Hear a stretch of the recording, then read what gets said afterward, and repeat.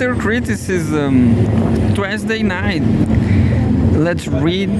I don't know what. It's time to read. Let's read Russia. Or Pepe Escobar. Let's read Russia Today.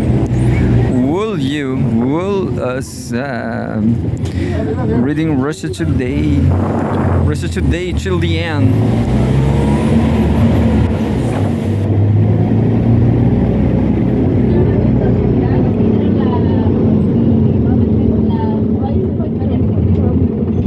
Here we go, Russia Today. Just one second.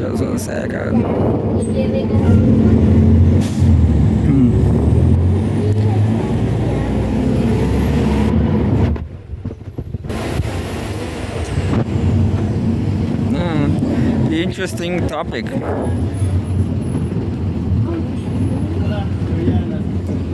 Why Western conservative parties are doomed, by Graham Rice, an Australian journalist and former media lawyer whose work has been published in The Australian, The Sydney Morning Herald, The Age, The Sunday Mail, The Spectator, and Quadrant.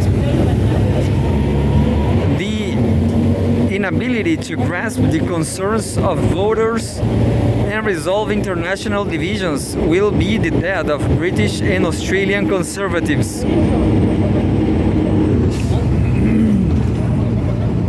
Sounds great, I guess.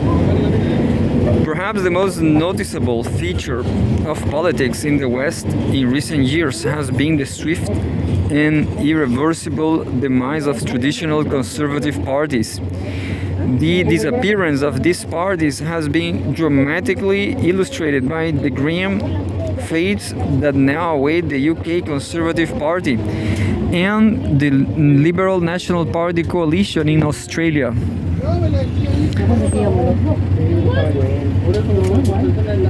The Conservative Party governed the UK from 2010 until last year. The coalition government held office in Australia from 1996 to 2007 and from 2013 until 2022. Both of these parties were soundly defeated at the polls by ideologically unified social democratic parties that were led by uninspiring and pedestrian politicians, namely Keir Starmer and Anthony Albanese. I have zero idea, but I'm going to read it again.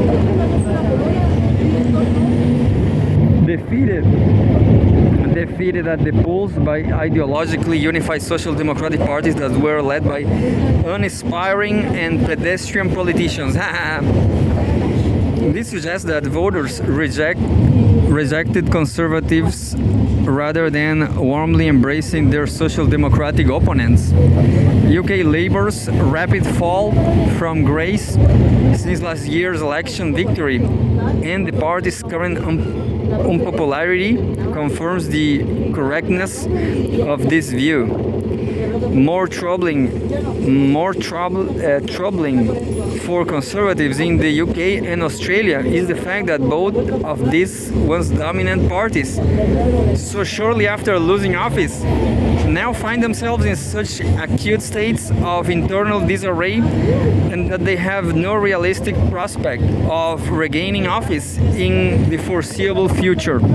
In fact, it is clear that neither party has a viable long-term future at all.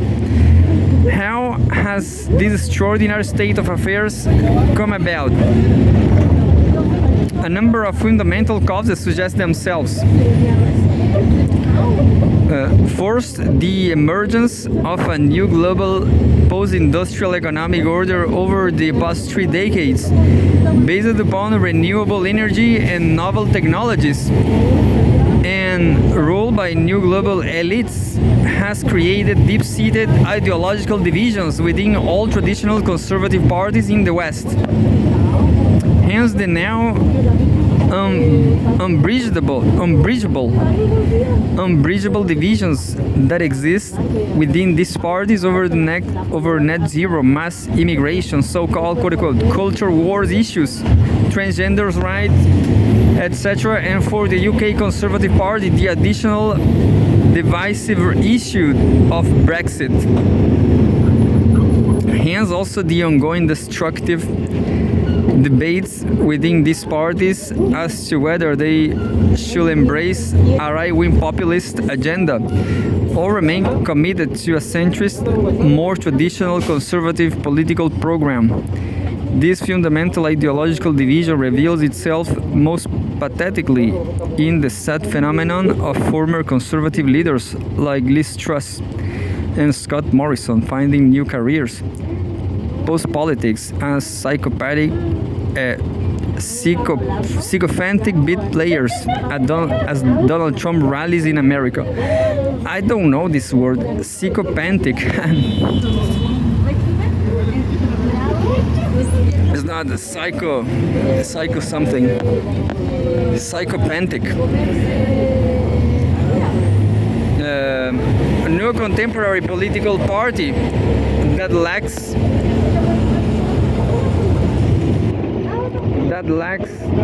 ideological coherence can expect to achieve any degree of political success in the West, because an increasingly cynical and alienated electorate will not vote for a party that is racked with internal divisions and cannot commit to a clear political program. Second, these conservative parties, although in power for most of the past 2 decades, have resolutely refused to implement the kind of radical economic and social reforms necessary to remedy the serious economic inequalities and social problems that continue to bedevil all Western liberal democracies. In fact, despite their professed commitment to traditional values, conservative parties have, just like their social democratic counterparts, enthusiastically embraced and implement the economic, cultural, and foreign policies of the new and now dominant global elites. And these elites, it must be said, are perhaps the most avaricious, narcissistic, and ideologically fanatical ruling class to have ever emerged in the modern West. Yeah, the West is done, I say. In fact, they make the 19th century European liberal bourgeoisie look like civilized ruling class. And benefactors not only of the lower orders, but mankind generally. Nice article from Graham Rice, Australian journalist. Sorry, cultural and foreign policies of the new and now dominant global elites. Oh, just 1 second.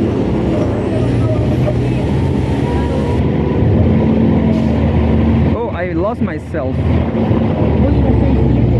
Yeah, I'm lost.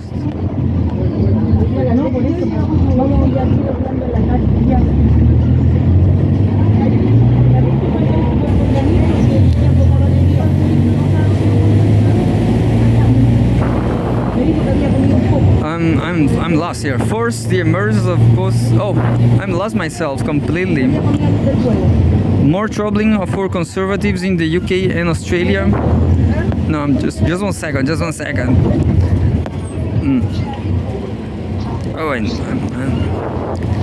hence first the emergence of a new global post-industrial economic order over the past 3 decades, based upon renewable energy and novel technologies and ruled by new global elites, has created deep-seated ideological divisions within all traditional conservative parties in the West. Hence the now unbridgeable. I didn't read that.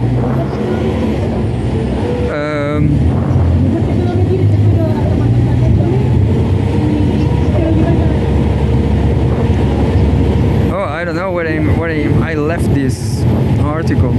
This suggests that voters rejected the conservative rather than warmly embracing their social democratic opponents. More troubling for conservatives in the UK and Australia is the fact that both of these once dominant parties, so shortly after losing office, now find themselves in such acute states of internal disarray and that they have no realistic prospect of regaining office in the foreseeable future. In fact, it is clear that neither party has a viable long-term future at all. Hence, the now unbridgeable divisions that exist within these parties over net zero. The worst episode.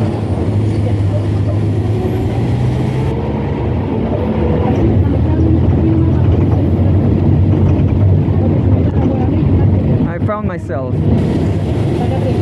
In fact, they make the 19th century European liberal bourgeoisie look like civilized ruling class and benefactors not only of lower orders but mankind generally.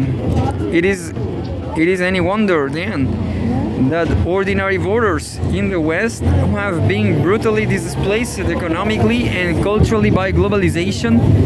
These voters include both the traditional working class and the old nation-state-based middle class, have deserted conservative parties that promise to protect their interests, but cynically failed to do so for 20 years. Populism is clearly a false hope, but it has a unified ideology and political program, and populist leaders, unlike conservative politicians, have not yet been shown conclusively to be nothing more than the corrupt lackeys of the new global elites. Third, the quality and political judgment of recent conservative political leaders in the UK and Australia has been simply appalling. Conservative parties were once led by statesmen, Churchill and Menzies, for example, but that has not been the case for decades. The less said about David Cameron, who single-handedly created the Brexit fiasco, Theresa May, Liz Truss, who George Galloway once described as, quote-unquote, thick as mice in a bottle. Well, my English, I don't understand this. Thick as mice in a bottle. And Rishi Sunak, the better. And then the UK Conservative Party finally elect a leader who could win elections by promising to, quote-unquote, level up those left behind by globalization, Boris Johnson. It foolishly and jealously deposed him for the egregious crime of failing to strictly observe the COVID lockdown rules.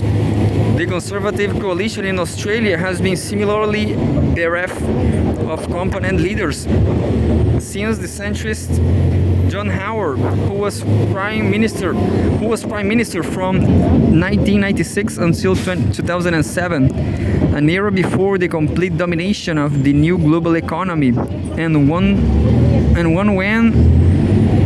when globalist ideology could still be ignored by conservative political leaders. Tony Abbott was a divisive and incompetent prime minister, and his own party deposed him after only 18 months in office. Scott Morrison and Peter Dutton were political lightweights who struggled to keep a deeply divided party from splintering altogether.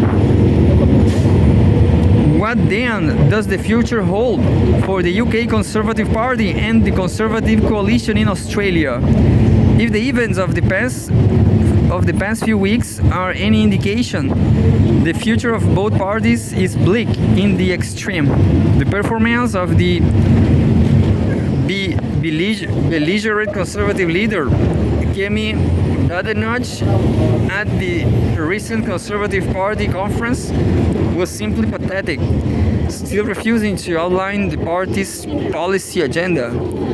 Badenoch sought to win over British voters by promising to abolish stamp duty. One can well imagine the reaction of ordinary UK voters struggling to pay their power bills and tired of funding the conflict in Ukraine. So this wonderfully grand policy announcement, Badenoch's keynote address contained endless platitudes and absolutely no insight into the party's rapidly intensifying decline. Quote, We are the party who seek and deliver a stronger economy and secure our borders, end quote, said Badenoch, apparently having forgotten her own party's abysmal record on these issues when in government for over a decade. If Badenoch believes such nonsense, then she is a quote-unquote downright moron, a phrase coined by the American journalist H.L. Mencken to describe American politicians in the 1920s. If she does not, then she is a downright liar. Badenoch, of course, remains leader on sufferance, still there only because her potential challenger, the right-wing Robert Jenrick, does not wish to depose her until after next year's May Council elections, at which the Conservatives are expected to be decimated. The latest polls show the Conservatives at around 17% support, lagging behind not only Reform and Labour, but also the Liberal Democrats. Meanwhile, the number of disaffected Conservative politicians defecting to Reform continues to increase. The coalition in Australia has fared little better than the UK Conservatives since its crushing election loss at the hands of Labour earlier this year. Ridden with bitter internal divisions over net zero emissions and mass immigration, the party elected a moderate female leader, Susan Ley, by a very slim margin after the recent election defeat. Unfortunately, Ley is an embarrassing antipodium version of Liz Truss, and like Badenoch, she steadfastly refuses to set out a policy agenda until closer to the next election. A ploy designed to avoid bitter internal policy disputes, but which only causes the party to appear to stand for nothing.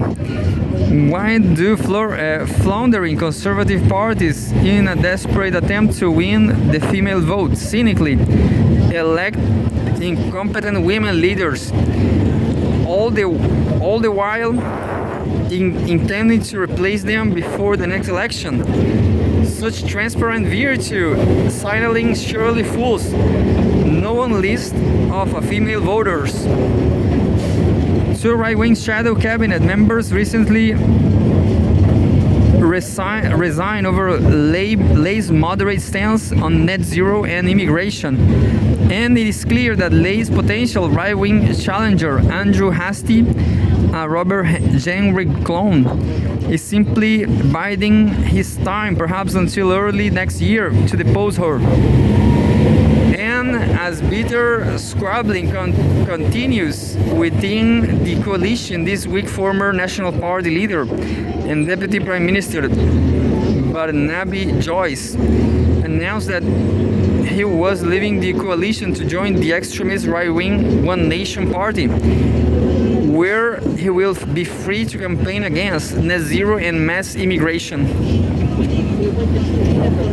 Meanwhile, Tony Abbott, the failure of a former prime minister who predicted that Rishi Sunak will win last year's UK election and is now proffering gratuitous advice to Badenoch, has mounted a ruthless campaign in conjunction with the Murdoch media to depose the hapless Ley as leader. Some extremely deluded right-wing liberals are even suggesting that Abbott return to parliament and run for leader himself.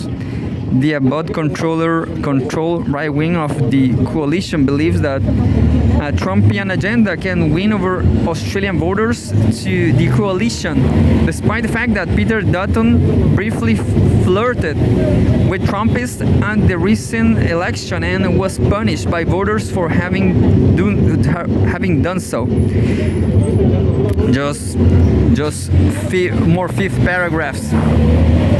And Prime Minister Albanese's extraordinarily successful meeting with Donald Trump at the White House this week.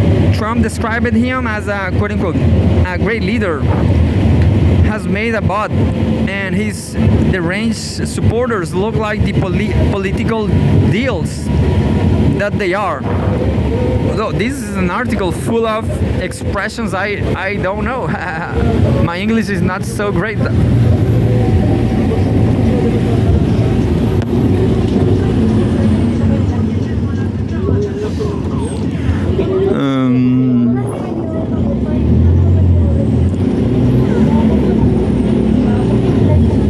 Prime Minister Albanese's extraordinarily successful meeting with Donald Trump at the White House this week. Trump described him as a quote-unquote a great leader, has made about that, and his deranged supporters look like the political deals that they are. Don't they understand that Trump admires political winners, not failures that psychopattically mimic him? Again, psychopattically.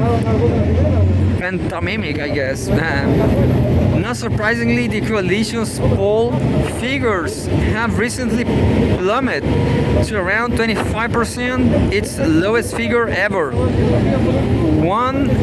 This grounded liberal senator recently described the coalition as a quote-unquote clown show. In fact, the parallels between the calamitous predicaments of the conservative parties in the UK and Australia are as striking as they are dire. The UK Conservative Party, confronted as it is by an increasingly popular Reform Party, is clearly finished as an effective political force. So too is the Conservative coalition in Australia. Although it may linger on for longer than its UK counterpart, simply because no populist party has yet emerged in this country to challenge it directly. Such is the well-deserved fate of both of these conservative parties, led by political non-entities, deeply divided ideologically and unable to formulate a coherent policy agenda, let alone comprehend or meaningfully respond to the legitimate demands of the increasing number of economically disadvantaged and culturally alienated voters in both the UK and Australia. And that was an extremely long article, and that's it.